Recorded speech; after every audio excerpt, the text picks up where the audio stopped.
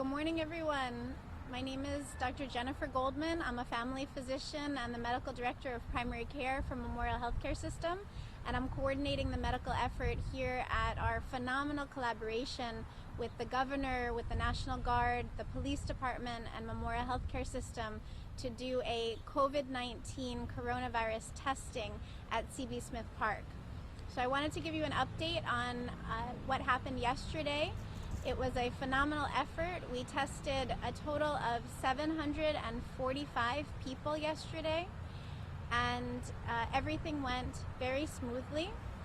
Today, I want to emphasize that we are open every day for testing. We open at 9 a.m., 7 days a week, and that we will continue testing until we reach maximum capacity of vehicles for that day.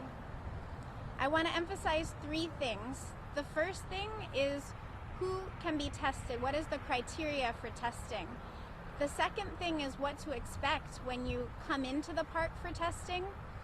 And the third thing is some guidelines for people who are not being tested but who are at home and feeling some anxiety of this. So the first thing are, what are the criteria for testing? Number one are first responders. Anybody who is police, firefighters, EMT, or hospital workers. The second are anyone who is 65 and older with symptoms and chronic conditions. And the third is anyone who has symptoms, who has traveled internationally or to an area within our country that's been heavily affected by coronavirus. I also want to talk about what to expect when you get into the park. So there are 3 stages in the park, and the nurses are doing a phenomenal job at the first stage, where they are screening everyone who's coming in, and they're asking everyone those screening questions to make sure that everyone who's coming in meets criteria for testing.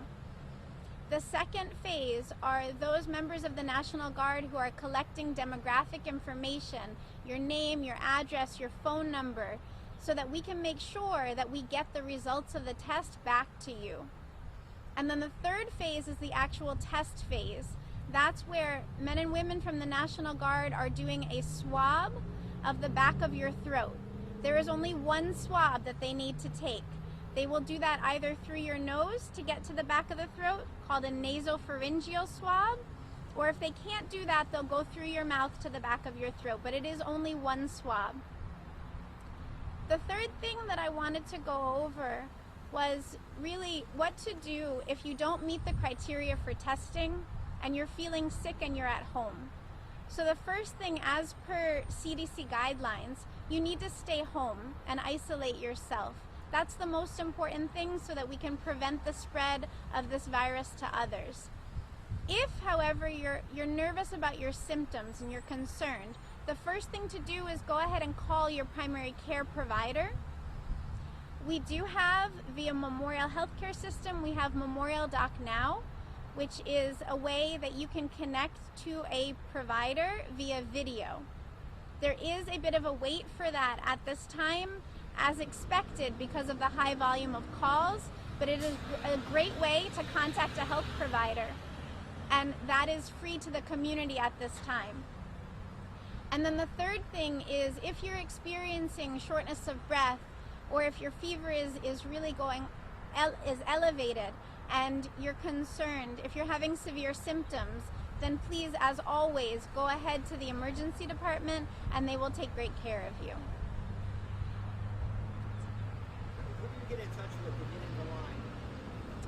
So you can arrive to the park right now. You don't need to get in touch with anybody at this time in order to join the line.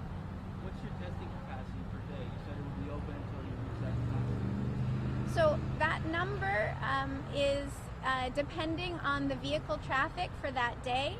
When it comes to the number of swabs, we do have enough test kits, so it's not an issue of running out of test kits. It has to do, again, in collaboration with the Pembroke Pines Police Department, the National Guard, making sure that everyone who has joined the line can be tested, and they need to stop testing once a certain capacity is met. But you can't say what that number is? I will defer to our colleague at the Pembroke Pines Police Department with regard to traffic control because that's more of his area. For people who aren't first responders or medical workers, do they need to bring proof of insurance? Are they paying? How does that work? No, this is all free. Again, this collaboration with the governor, the National Guard, Police Department, Memorial Healthcare System, this is free. People are not being charged for this service. What is the turnaround time for results? Results take approximately 3 days at this time. Is that for positive and negative? Positive and negative, and we are calling 100% of people who were tested. So you will be called with a negative result, just as you'll be called with a positive result. How many people did you test yesterday? Did you say that? Yesterday we tested 745 people. Oh, you did say that. Yeah. When you say you get calls, you mean like emails or phone calls or texts? Or Phone calls. Phone calls with results, yes. To get their ID, do they have to be Florida residents? Is there any limit to that, or Broward County? That I don't believe so. No, there's no limit to that. And if you don't have, let's just say, an ID or a driver's license, you can use a passport or something else like that. If someone just happened to lose their ID, or maybe someone doesn't have one. Any form of ID, I would say, for any healthcare provider, your badge is critical here. For any first responder, your badge is critical because you want to show that you're part of that group so that you can be tested. For members of the community, then any information with demographic information is important because we want to make sure that we can get the results back to you.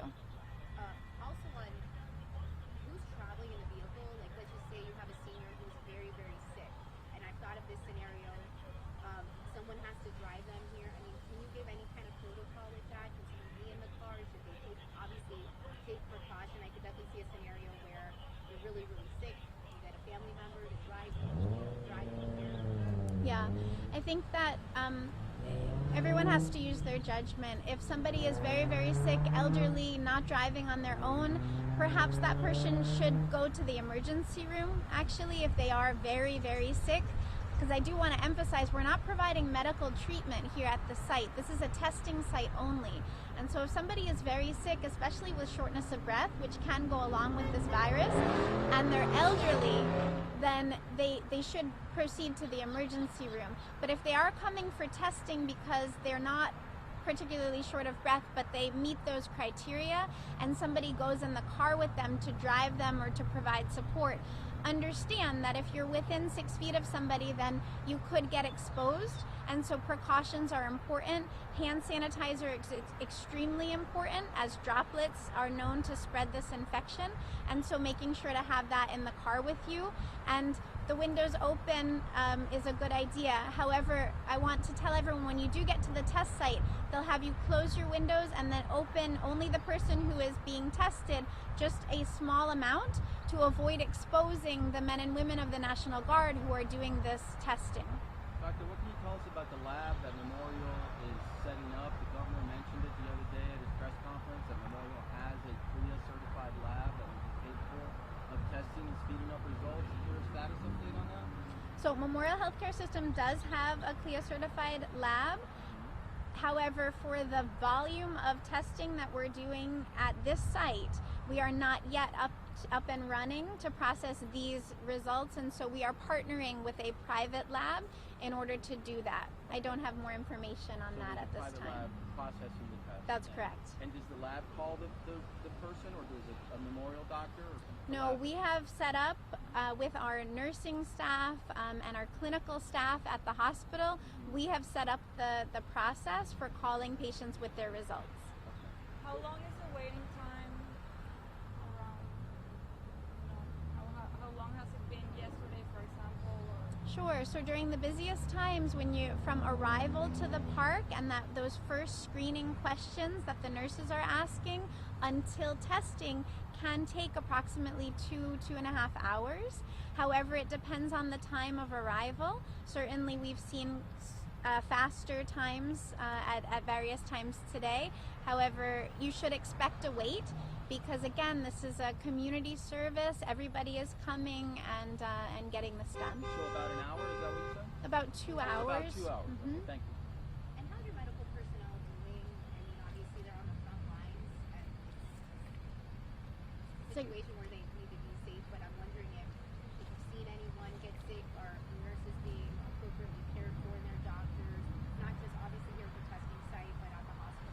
That's a great question, and I do want to emphasize the health of our first responders and our healthcare providers is of utmost importance so that we can continue to provide this service. The nurses are doing great, but it is hot out here. They're standing in the sun, wearing protective equipment, and asking these questions. And so if everyone can be patient as they're going through this process, it helps tremendously, as well as it helps when you look at the criteria for testing so that when you arrive, that you know that you qualify for this testing at this time. I'm not sure if you can answer this question, but do you have any medical personnel currently under self-quarantine? So there are medical personnel across the state who are under self-quarantine if they've been exposed. And again, we're taking the utmost precautions for all of our medical personnel to make sure that they are protected and out of harm's way. What percentage, like if you had to say like out of 10, how many people want to get tested are actually getting tested? So, right, so out of the 745 tests that we did yesterday, there were 87 cars that did not meet criteria for testing. 87 cars that did not meet criteria for testing. And I want to emphasize to those people, to those 87 cars that didn't meet criteria for testing, that you can still go ahead and call your primary care provider. You can still go ahead and call Memorial Doc Now for information on what to do clinically for your symptoms. So just to clarify the criteria, because you mentioned it earlier, you have to be symptomatic and then either be a first responder or a hospital worker or 65 and older with a chronic condition or international travel. That's correct.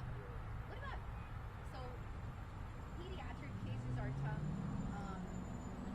We have seen children diagnosed. So what do you say to parents who are kind of not sure what to do? I mean, to take your child to an ER is very scary right now. What would be the right protocol for children? Yeah, honestly, the most important thing right now are telephonic or telehealth visits, because we want to avoid bringing sick children into an environment where, number one, they could get sicker through exposure, or number two, they could expose, others in that environment. And so calling ahead is extremely important, and those resources like Memorial Doc Now, where for pediatric and for adult patients, they can reach a doctor over video and ask those very important questions, can be very helpful to parents at this time. Can you advise on the best time to call the telehealth? Because I actually personally did it, and it was a wait of like 24 people ahead. Yeah. And I only did it not for me, but for my son was vomiting. So I was in a weird situation. It was overnight. There were no pediatric doctors online. So the next was like 24 patients, and it just seemed like I wasn't going to get anywhere soon. It wasn't overnight. So was there a good time to call? I would say, let me address the first thing, and that is that relationship that child has with their pediatrician or that adult has with their primary care provider is most important, and that's who you should go to first. And so call your private doctor's office, call the pediatrician's office, and see if they have someone who can speak to you over the phone first. For adults, like to say there was like 24 people. Yes. And Like that needs to be addressed. at this time, Memorial Doc Now is experiencing an extremely high call volume, and that's to be expected, as we do have some other offices that are closing in the community and not able to provide that support. And I know that Memorial is working tirelessly with those doctors, because it's not only Memorial doctors who are on Memorial Doc Now. This is a collaboration with a national telehealth provider, and so they're working to get more and more providers onto that service. Do you speak Spanish? No, but hurting. Do you have Can a we Spanish? get the officer first, if that's okay, just because we're all taking it live? Yeah. Can you have it first? Thank you. I'm gonna put this up a little bit.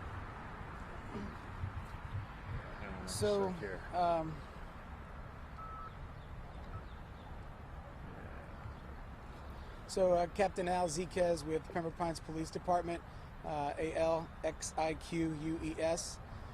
Just to reinforce a couple of the things that the doctor mentioned with regards to maximum capacity within C.B. Smith Park. For those that are coming to the park to be tested, you should know that the capacity of vehicles inside the park is approximately 250.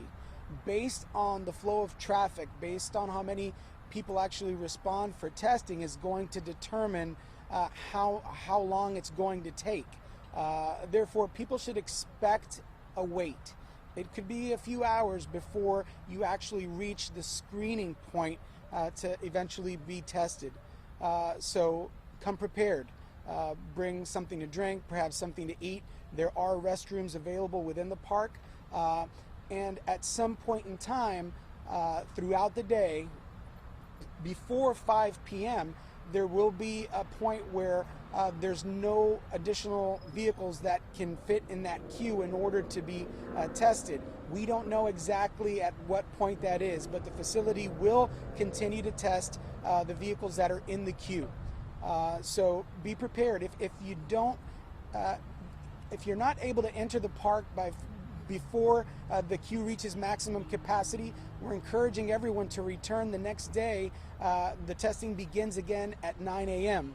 What we don't want is for people to be lining up for a long time outside of the park in their vehicles to ultimately learn that it's impossible to be tested today. We want to encourage them to find out what the situation is, so that when they arrive at the park and they make it into the queue inside the park, they will be tested. If they can't make it into the queue, then they should plan on returning the next day after 9 a.m. Also, the main entrance to the park is at Flamingo Road and Johnson Street. That is the entrance for the general public to enter for testing. Flamingo Road and Johnson Street. There's no other entrance for the public. First responders should come to Pines Boulevard just west of Flamingo Road. Any first responder who is coming to be tested should go to Pines Boulevard just west of Flamingo Road. That is the only first responder entrance. We're asking the public to please stay out of this area. So there are some lane closures which may cause some traffic backups. So alternate routes for traffic could be east and westbound, Sheridan Street or Pembroke Road, and north and southbound also I-75 or Hiatus Road to the east. What time did you guys cut off entry to the queue?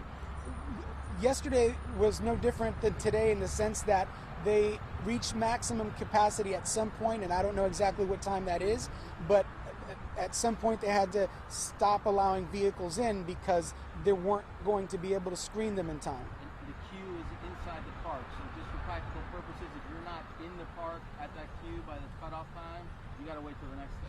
Yes, but it's impossible to say what that time would be because it depends on turnout.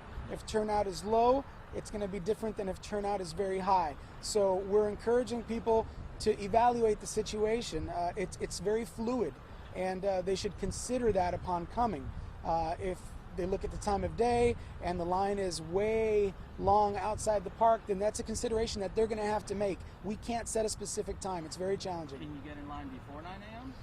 We don't encourage that because that causes tremendous traffic challenges for the community. But certainly by 9 a.m. vehicles are able to enter the park.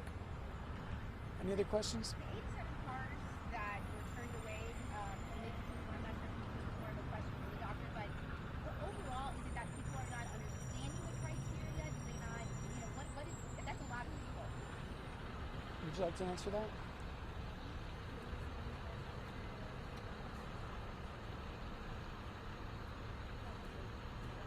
That's a hard question to answer. Because that's perception of the public. Perception of the Which public? is Can you go to the mic and talk to the microphones? Can you go to the mic if you're going to respond? what was the question? Just the people who are being turned away overall, is it that they are ignoring the requirement? Because at some point they have to answer these questions and then they're turned away, so there's got to be like some type of conversation. Is that they're not understanding the requirements? I mean, because obviously these are 87 people or cars or whatever it was that took the time of all your resources that had to be turned away, in place of first responders, etc. Yeah. So is Our- there a message we can send here so that doesn't continue? Yeah, our communications from the beginning has been that we set a criteria for this specific testing site, and if unfortunately those passengers are not meeting the criteria, then we would have to ask them to exit the park so that we can get to the folks that are meeting the criteria. Is there something we should be addressing why that is happening? Although it's been pretty clear that we have laid out for a while now. The criteria was set up pretty early. It was actually sent out to the entire press corps, and it was also set up on our websites for information. And we have been actually stressing that criteria in every single press conference that we have had. We definitely want to work collaboratively with the press to be able to continue to stress that and be able then to minimize any misconceptions or perceptions. As you're going live, can you repeat the criteria again for us? I'll let Dr. Goldman repeat that. So the criteria for testing are as follows. Hold on. Can I go down? Sorry. Thank you. Thank you. The criteria for testing are as follows. First responders, which means our firefighters or EMS personnel, our police officers, or our hospital workers, anyone with symptoms who is a first responder. The second criteria is anyone 65 and older who has symptoms and who has a chronic condition. And the third is anyone who has symptoms and who has traveled internationally or to an area in our country that has extensive spread of the coronavirus. And let me emphasize that the symptoms are fever, cough, or some shortness of breath. And I will emphasize again that if you're having severe shortness of breath, then this testing site does not provide medical treatment. You should go to the emergency room for that. Were the people who were turned away, were they surprised they were turned away because they probably showed up thinking, oh, I've got one?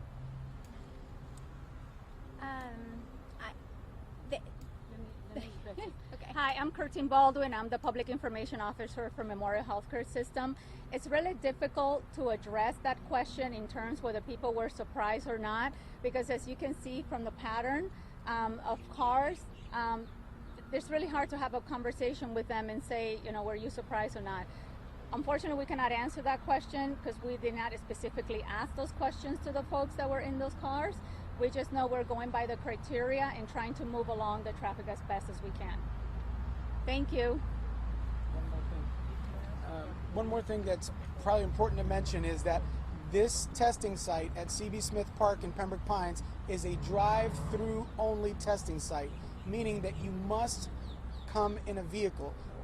They will not accept any pedestrian traffic. They will not accept anyone who is on a motorcycle. You must be in a vehicle, and upon entering the park, you will be ordered to keep your windows up. You must keep the windows rolled up at all times, and then you'll receive further instructions once you're inside the park. Do you foresee this expanding depending on cases, you know, more personnel, hours? This situation is fluid, and as it changes, we have to adapt to those changes. In law enforcement, and that goes for my colleagues in every other organization and profession. So we're doing the best that we can with this virus situation, and all we can say is for the public to stay aware and alert and to follow the news cycle and see what the most updated information is, and we're doing our best to provide that and share that with the public. Do you see cars coming up with like mom at the wheel, dad in the passenger seat, 2 kids in the back? Do you test them all, or do you just test the one that has symptoms? That's a good question. For those that are going to be tested, you have to be by a window, because the process works where they have to be by a window of the car in order to be tested.